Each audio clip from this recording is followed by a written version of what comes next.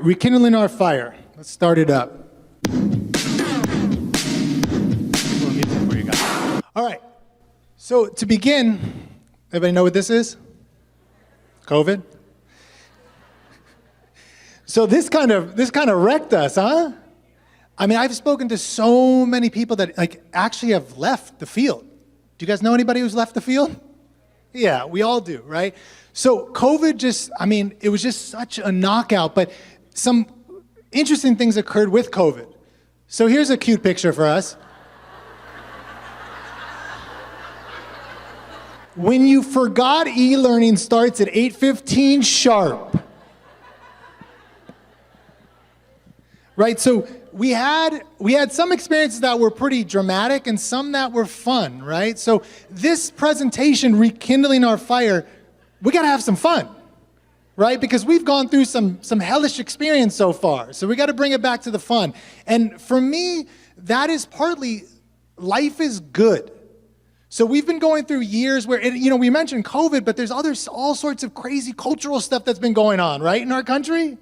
It's just constant drama. I and my wife, we're trying our best to stay out of the news, stay out of social media, because doesn't that bring you down? So lovely that we can be in our classrooms with children that tend to bring us up, right? Life is good. So one of the main points I'm going to make today is that life is good. And I think Montessori was getting that across, that life is a good time. So we need to have that on our minds. And we'll see how these move along as we go. There we go. That's me way back in the days, right? I had some hair. I was like, oh, wow. Well, what does that mean? What's happened to me? So way back. Now, I wasn't even a Montessori teacher. I was just an admin. I didn't know what was even behind me, those little toys, materials back in those days, right? But this was a good time. You can tell, having fun, right? But I want to tell you an interesting story. So when I was out young, when I just started becoming a teacher, I was at a cocktail party and people were around, and there were some people that were very wealthy, successful, and I'm a teacher. And when I talked with them about being a teacher, do you know what I got? I got, oh, that's so noble of you to be a teacher. And then they go over that $1,000 dress on or something, just what a wonderful experience. And it's like, woo, look at my diamond bracelet. And I'm over here with nothing. But what was weird about it to me is there an idea that we as teachers should be we're living in a shack? Right? Because, we're poor because we don't get paid anything. Right? Oh, so there you go. Yeah, you know about that, right? So, but it was this sense of what a sacrifice you've made, you poor thing. But I gotta tell you, when you're young and you're getting money, I was like, well, this is good when I was super young. And I loved the work. So the idea that somebody was coming up to me you poor thing, you must be miserable. I couldn't relate to that. I could relate to it. Oh, who doesn't want a little bit more money, right? But the idea that I'm just going to give away my whole life to help children, and I'm going to be miserable my whole life, I didn't relate to that. And I think a lot of people leave the field because they're not happy anymore in it. And I say, if you're not happy anymore, you need to either change some stuff up, which is a lot to do, or you go find something else to do. But don't be in this field if you're miserable. Life is good. So I'm not a part of that, we got to give up everything. We're going to be poor. We're going to be sad. We're going to be just miserable to help the children. What are the children going to learn about life? That life is not good. So we got to bring it up a notch, right?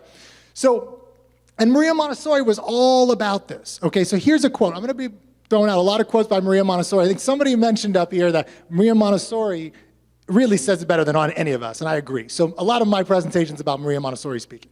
But this is what she said. And I'm going to try, I might put this mic down. See, does this one work? No. Can I switch back and forth? If not, I think I'm going to use this one. The roadie. He's like, I'll hold the mic while you read. I don't know. That seems too much to me. Oh, man. I got to do this. That is. I'm a high-priced mic holder, just so you know. Let's see. That is a first. Look at you. I love it. I love it. Okay. So to educate the human potential. Let's get this down. All right, we ready? This is about enjoying our work. We remember Madame Curie, who felt only annoyance when some university wanted to interrupt her work on radium to confer on her an honorary degree. Edison, too, Thomas Edison, one of the first friends of Montessori method, was soon weary of being dragged by a fashionable wife to social functions when his heart was in his laboratory. One day, he tore off his tie and dress suit, tied them in a bundle, and threw them out of the window, exclaiming, "There goes your social husband," and resumed an old dressing gown and slippers for work. People like these counted it no sacrifice to renounce lesser for greater joys. They did what they liked best to do, having acquired an intense interest which transformed and ennobled them. And the teacher who reaches this stage of interest is similarly transformed. He or she joins the happy group of men who have taken the road of life. As surely as the scientists, they penetrate life's secrets and win its rewards, not only for themselves, but for all. So this, Maria Montessori is saying, education is not a sacrifice. Science is not a sacrifice. If you love what you do, you're going to enjoy it. So we just need to be very careful that we're not looking at our work as a sacrifice, that we are loving the work. Does that mean every day we're going to love it? I hope, how many of you love it every single day? There's not a day in your life that you're, wonderful. That's, you at the end, come up and talk to me. I'm curious. I want to know what kind of drugs you're taking. What do you want? I'm kidding. There might be a few who love it every single day. You never have a bad day. But that's a rarity. I want to speak to you after. So anyways, but we do want to love it. We want to love it. Even the bad days, it only goes down so far, right? Only the bad days only go so far. We're still got a core of us that's like, life is good, you know? Oh, one note. Now, this is a keynote, so we can't do a bunch of question and answers, but usually I'm kind of back and forth. And one thing that's very important to me, not just Q&A, but pushback. All right, in Montessori, we all are Montessorians, right? So we all believe the same thing. But we got to be very careful that we're not just, yeah, everything I say, yeah, that's true. Everything Maria Montessori says, yeah, that's true. Because we got to be very careful of that. Maria Montessori was a radical. She rejected the culture of her time, rejected it. We got to be very careful that we're not just absorbing things and going, yeah. Now, that's our whole field, independence for children. But it's independence for us too. So I want pushback. If you hear something like, Jesse, this sounds like BS. Then say, Jesse, it sounds like BS. Now, don't just shout at me. Tell me something. Because today, a lot of people say, I feel that's wrong. Fantastic. Do you have a point to make? Because we can't just throw our feelings at people. We have to have a point. But push back, please. If you hear something I say I think is wrong, or Maria Montessori, maybe you think something she said is wrong. You know, she does say in some of her books that I thought one thing at one time in my life, and then I thought another a little bit later. Actually, the whole philosophy that she came up with, she thought was, in a way she didn't understand it before. So we can change. So push back, give some feedback. Cool? All right. This is one of my favorite quotes of Maria Montessori. The child developing harmoniously and the adult improving himself at his side make a very exciting and attractive picture. One of the main points is life is good. It's about all of us, children, adults, all of us in Montessori. And so this is a picture of one of my students. Do you see the desks? Does this look like a Montessori classroom? It wasn't. I came from the bad side of things. So I was a relatively traditional school teacher. It was a private school, but we were doing some really cool things. So it wasn't like, sit in your chairs and listen to me, kids. Like, that's not the way it was. But it was traditional, was conventional. I had that slow transition towards Montessori. Started reading the books. There was a Montessori classroom down the hall, and I was like, why are these 3- and 4-year-olds more independent than some of the 7th and 8th graders I'm working with in the traditional school? And I had to at some point, stop blaming the kids and start blaming myself. So I started to transition into Montessori, and this is a class where I had 5th graders, all basically the same age, but some students, like this kid, was 2 years younger than the rest of the students. He was just advanced. In Montessori, we don't say advanced because it's like, what does that even mean? But in the traditional system, he was advanced. One day, I was thinking, man, he's not really interested in what I'm teaching. He's not really interested in the work that I'm telling them they all have to do. And I had this problem. You see that little hole punch on his desk? It didn't work, and it was my hole punch that I give to the kids. And I was like, you know what?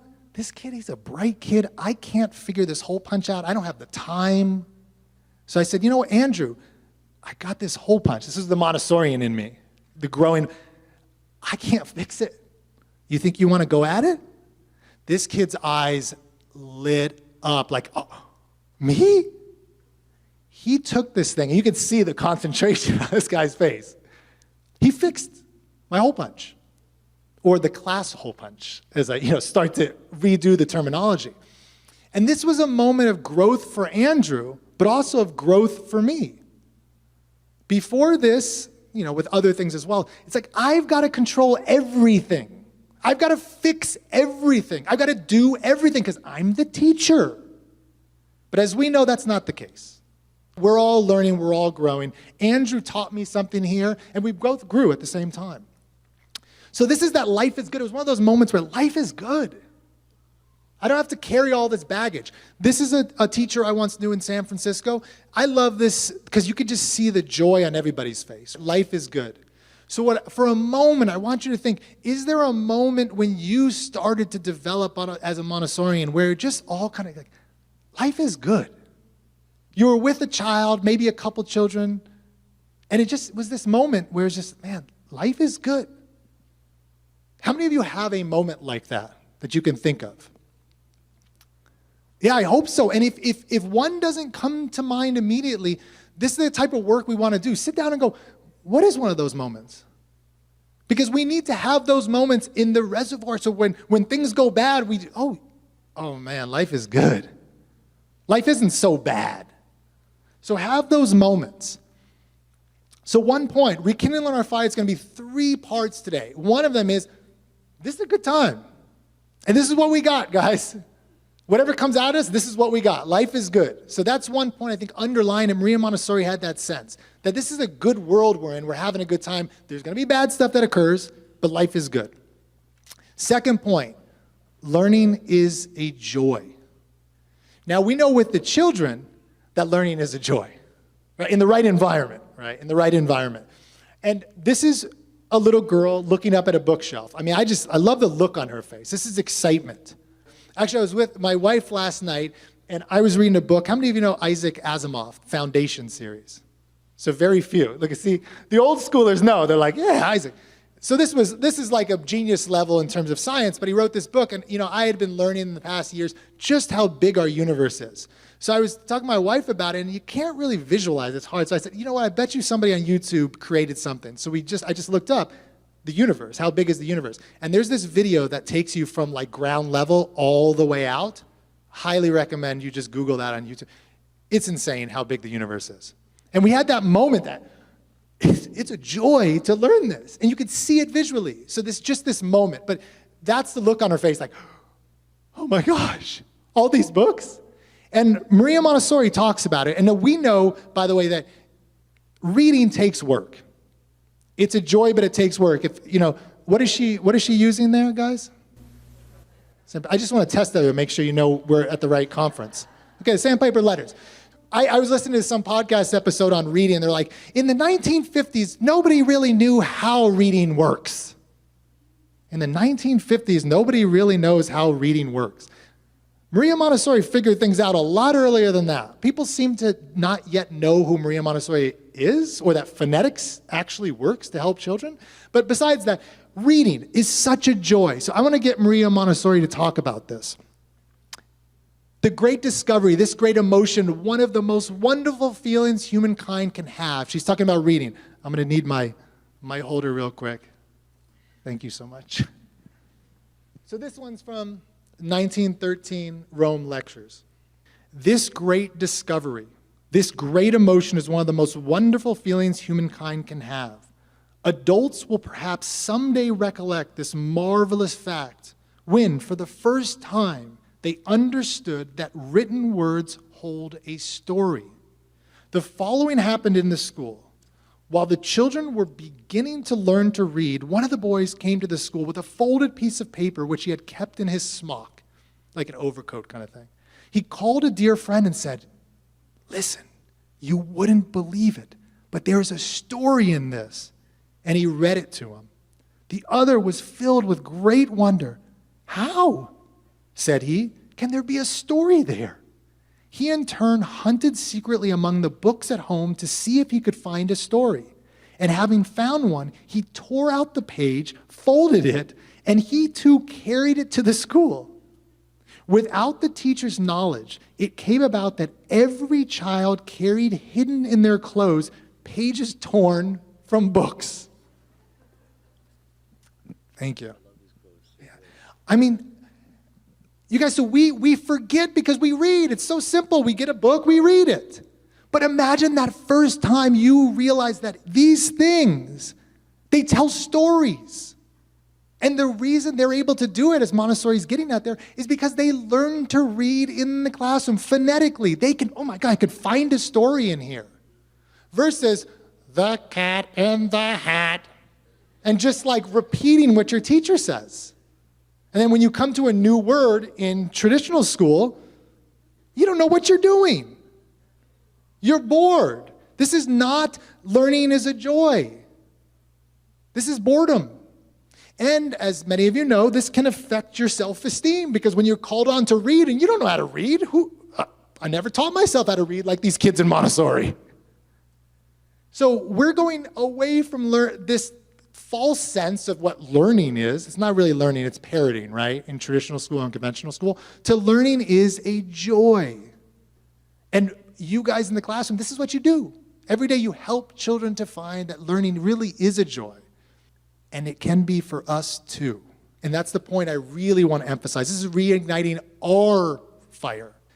That woman reading right there, can you just see how excited she is? This is, I mean, how many of you like to do your little reading sections every now and again? You might read to the class or maybe a small group if that's more fitting. Oh, I love it. It's just such a joy. And look at the children. They're into it. Now, there might be one child who's just like, what? I don't want to be here. And then let them go somewhere else if that ends up being the case, if you can, in your classrooms. But it's a joy. So I want to get at that learning is not just a joy for the children, it's a joy for us. And Montessori comes through again with this. So let me read what she has to say on this learning. You are a savior, sir. So this one, I just put up a different book because this is actually a biography of Maria Montessori, but E.M. Standing, a friend and biographer of hers, he wrote what she said. And this was in one of her lectures. Again, he's talking about you must enjoy the learning, okay? This is Maria Montessori. If, for example, you have no interest in nouns, you are not likely to arouse it in the children. You must remember to introduce the matter in an interesting way. An anecdote today, a little story tomorrow, or some imposing description. Such aids the teacher must have ready in her mind so as to impress the children with the solemnity and dignity of the subject in hand. Should she remain apart and silent, it would be to exaggerate the role of non-intervention. You yourselves must be filled with wonder, and when you've acquired that, you are prepared. Thank you. Filled with wonder. Filled with wonder is what she's saying. So, are you filled with wonder about everything in the classroom? Let's see, show of hands, everything in the classroom. You know, I like this audience because this is an honest audience. I think living in Florida, particularly South Florida, okay, because we know the cultural influence in South Florida. Again, my wife's from Venezuela. I know the cultural influence. You say it straight. I could be to some Montessori conferences. Are you filled with wonder about everything? Oh, everything. But you guys are more direct. Sometimes you're not. But she's saying you got to be filled with wonder. Oh, this is the binomial cube. And I just got the top of the binomial cube because, you know, some people are like, I like the kids play with it, but I don't know what the heck that thing really is. So they just put the top out. You know, they don't even want to get the real cube out. Are you filled with wonder Now again, this doesn't mean every single day you have to be filled with wonder about every single material out there. In fact, it's probably impossible.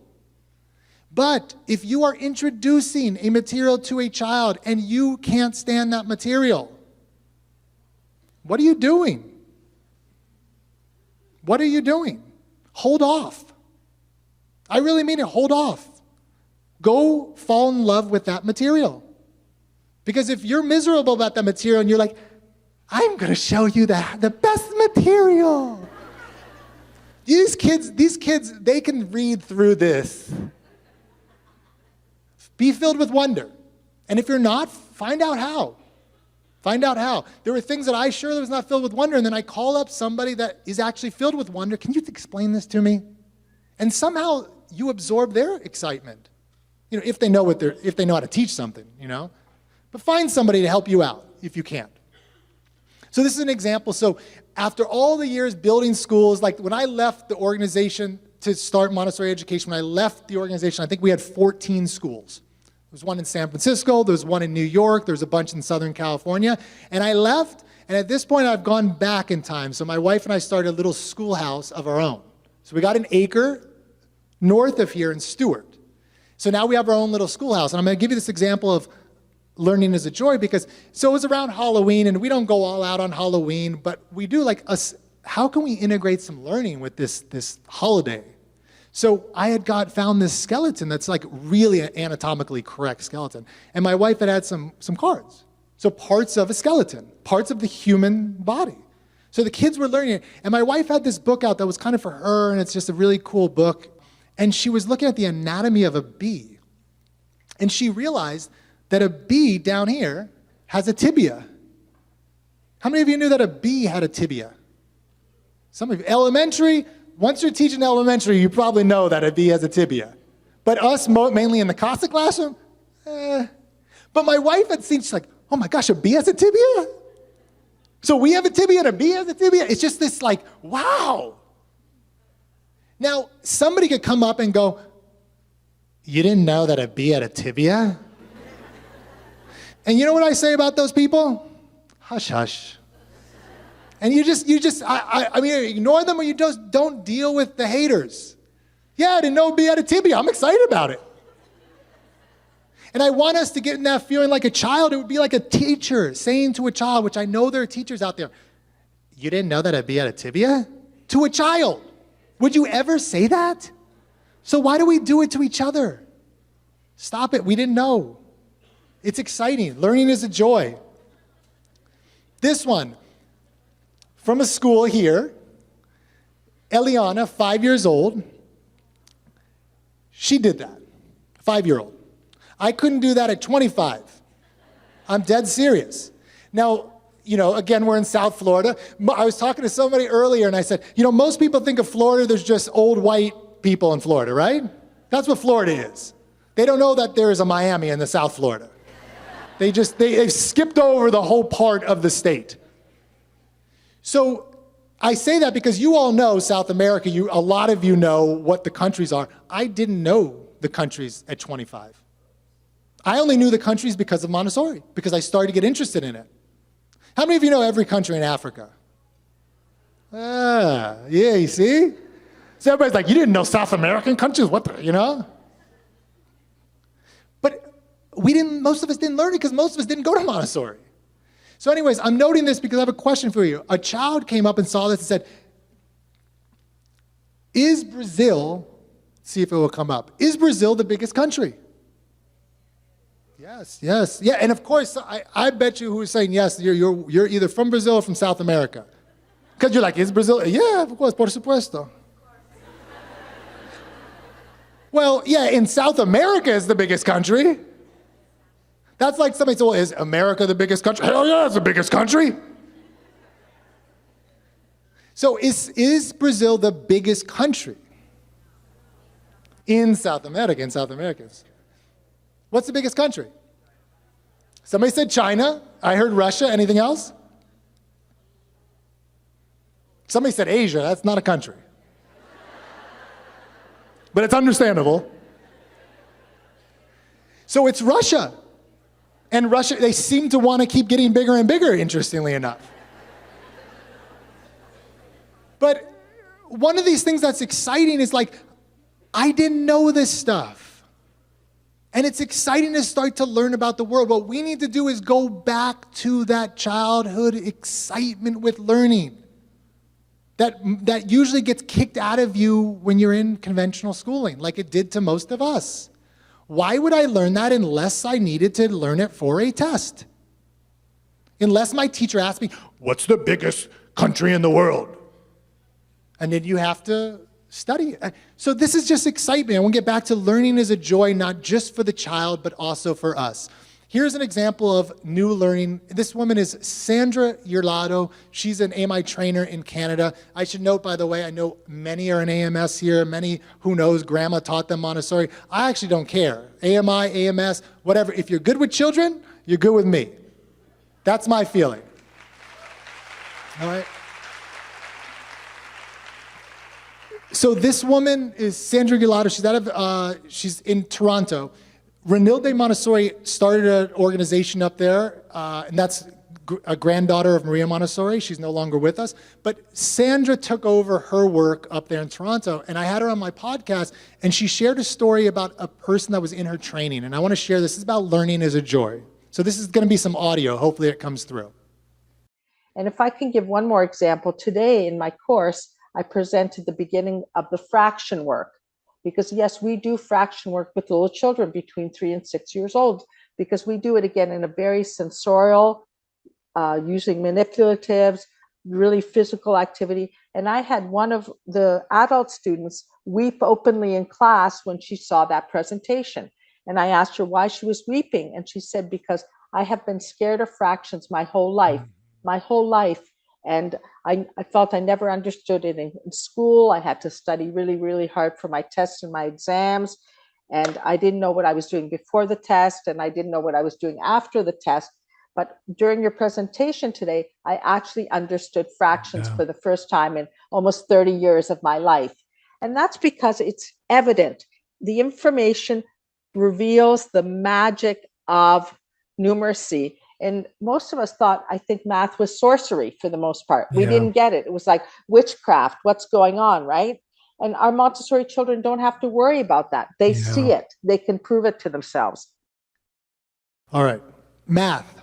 Yeah, I mean, how many of you felt that about math when you started to learn math in Montessori? Right? I mean, it's just like, what? I mean, when I think of fractions, all I think about when I learned fractions was a worksheet with the numbers. It's crazy to me. And, you know, she says it's sorcery. It was bad sorcery. It was like the evil demon sorcery, right? It wasn't magical, fun sorcery. But in Montessori, when you learn, when you're a trainer, if you've got a good trainer, they're teaching you like, this is how it works. It's so real world. It's so first-handed. It's not a teacher telling you, memorize or learn this. It's, oh my God, I can see it with my own eyes. I can feel it. Learning is a joy. This is me looking a little bit more disheveled than the first picture, I should say. In my own training, that's Sylvia Dubovoy, for those of you who know her. That was my trainer. She's AMI up in San Diego. Funny enough, I was looking at this picture, I was like, why do I have an apron on doing the bow ties? How did that happen? Don't you feel like some of your training, you turn into a child, you don't even know what you're doing anymore? This is what happened to me. And when you're next to this woman, you just feel like, oh, I felt like a child back then. But anyways, it's this excitement with learning. How am I excited to do a bow tie? Because all of a sudden you go back. You get a sense of what was it like to learn. And what Maria Montessori is talking about with those quotes I shared is that is not just in childhood. We can get that back in our own way. It won't be the exact same, but something like that. So learning is a joy. And by the way, she had mentioned Edison. Thomas Edison, he basically popularized in what a light bulb is. All the lights in here, that's because of Thomas Edison, who was a fan of Montessori. Montessori makes learning a pleasure. It follows the natural instincts of the human being. He doesn't say of the child, interestingly, of the human being. So when we're talking about rekindling that fire, get back to enjoying this learning. We love it. It's fun. So that's the learning as a joy. We got one more part. And this part, particularly in today's culture and today, this is huge. I am good. This one, guys, man, we all need it. Young people need it. If we can take one thing with us home tonight, it's I am good. Now let's unpack that. Let's get into what does it mean to mean I am good. Maria Montessori. Let's see if this is going to be the last one. Let's see. Yes.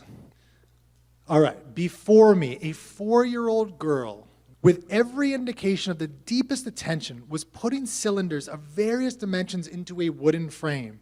She put them in with the greatest care, and when there were none left, she took them out in order to put them right back in and continued in this fashion seemingly without end. I began to read a story.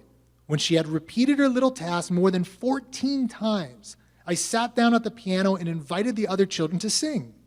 The little girl continued her useless labor without moving, without raising her eyes, completely oblivious to everything that went on around her. All at once she stopped, got up, smiling and content, her eyes shining. She seemed happy, rested and smiling, as children do when they awake to the beneficent sun. From that time on, I observed these same manifestations many more times. When the children had completed an absorbing bit of work, they appeared rested and deeply pleased. It almost seemed as if a road had opened up within their souls that led to all their latent powers, revealing the better part of themselves. They exhibited a great affability to everyone, put themselves out to help others, and seemed full of goodwill.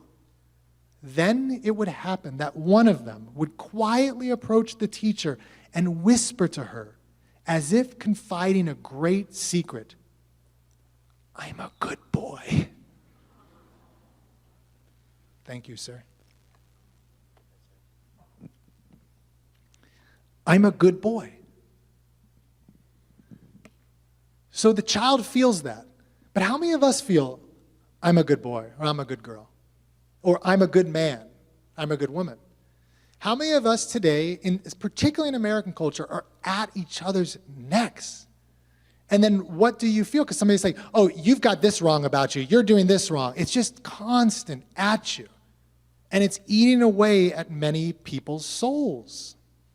Whereas in the Montessori classroom, it's the reverse.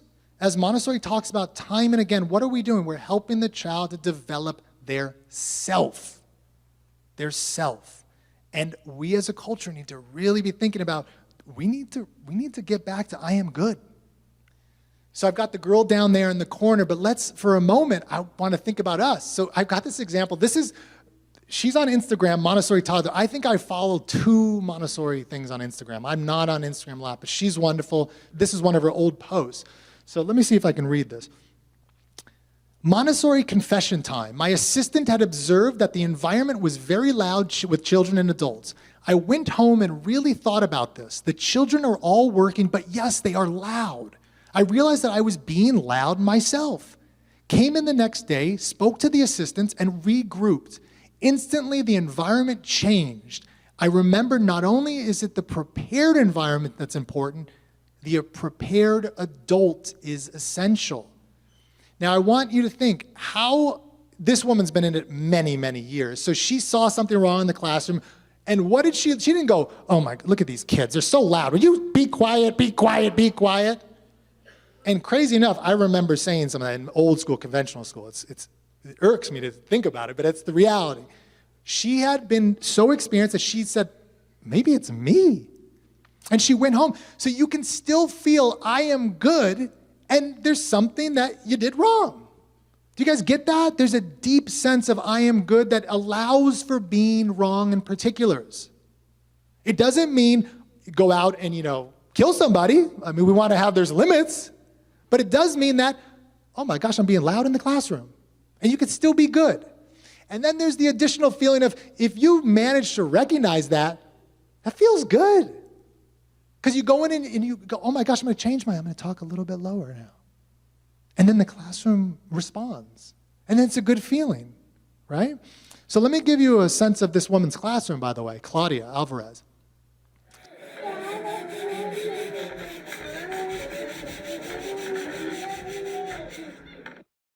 Here's some more. Look at it, taking care of the plants, little toddler. Here's the last one that I want to show you that she put up. You guys see that? Let me make it bigger so you can really see what's going on here. So how many of you can maintain, I am good? So that's what I want to get to. And this is the deep work we need to do, because Maria Montessori pulls out again. The real preparation for education is a study of oneself. Because most of us, when that child drops that water, your feeling is not, I am good. Your feeling is either you might be upset with the child, you might be upset with yourself, and this is when we need to look within. This is the core of our work. The real preparation for education is a study of oneself?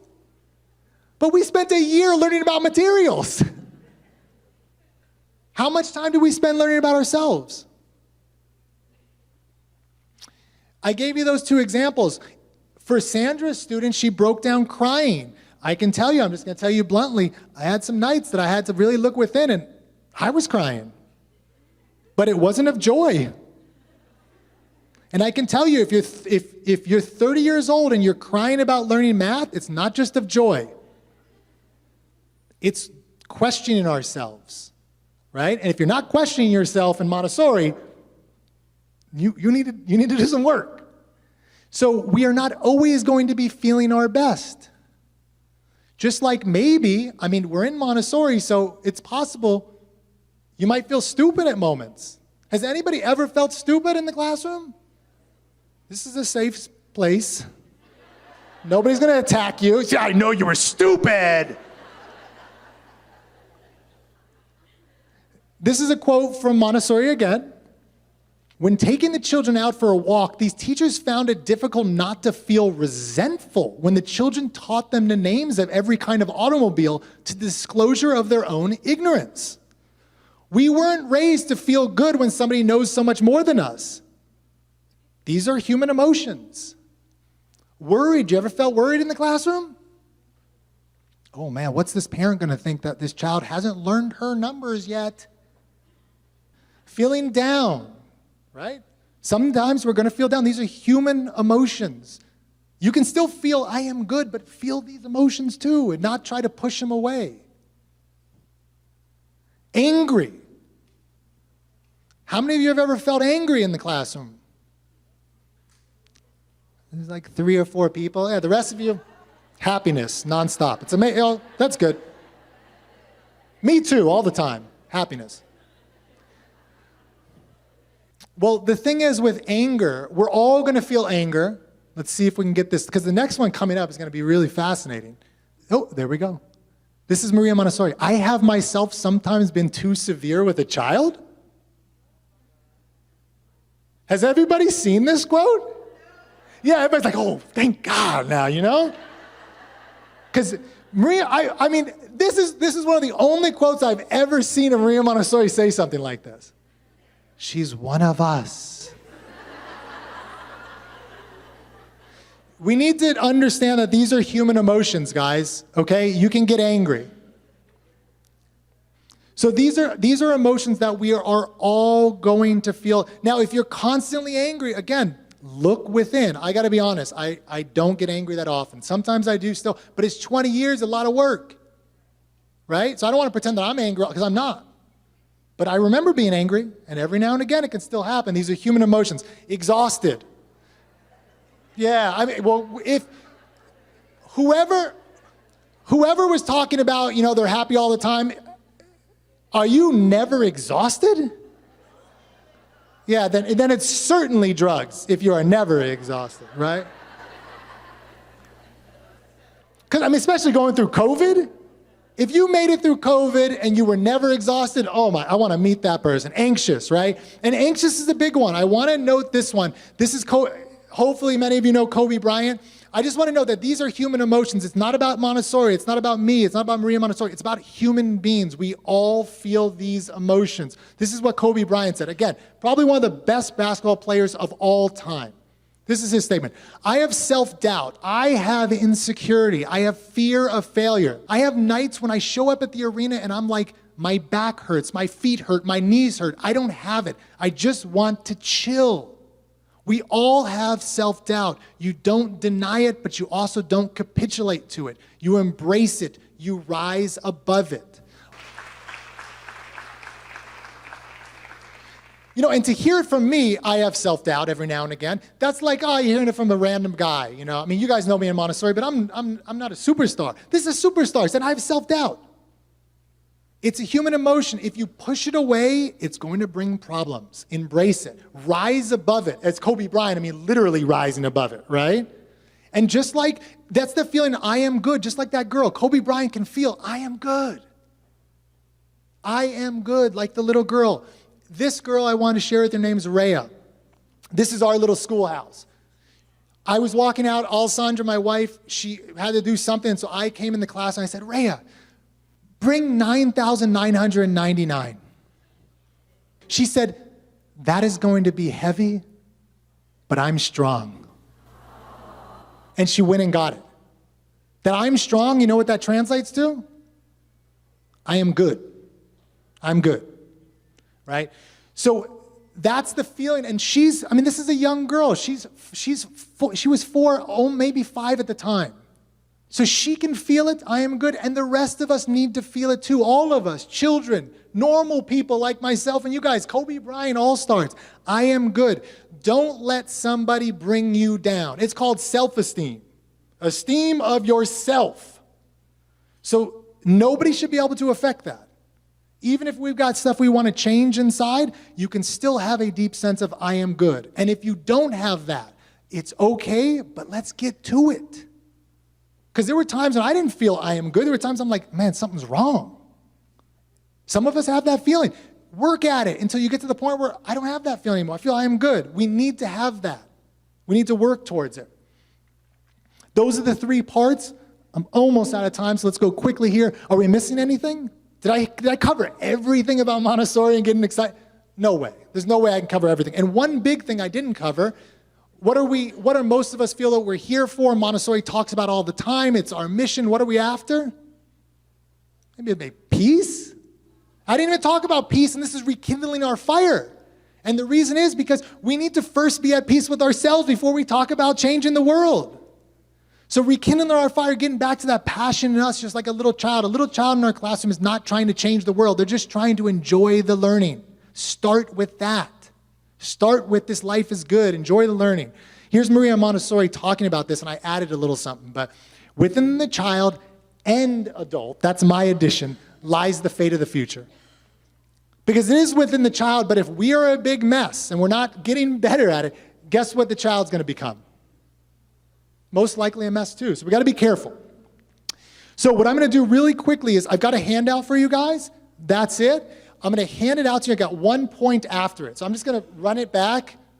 Actually, I'm going to put it in the back, but I will have somebody that's going to hand some of them out to the backside. If you don't get one, basically it's on it. You'll have these 3 quotes. And then if you want to stay in touch, put your name and email on it, and then make a little comment down there. And let me get the last point.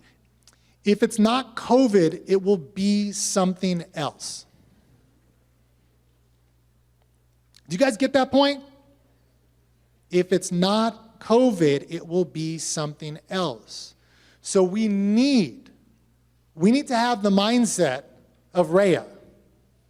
So Montessori talked about, don't follow me. If I point to something, she used to say that people keep looking at my finger. I'm pointing at the child. The child's going to answer some of our questions. And what does Rhea say when something's big, COVID's in the way? That is going to be heavy, but I'm strong. That is going to be heavy. Whenever something heavy in your life comes up, that's going to be heavy. Let's not deny it.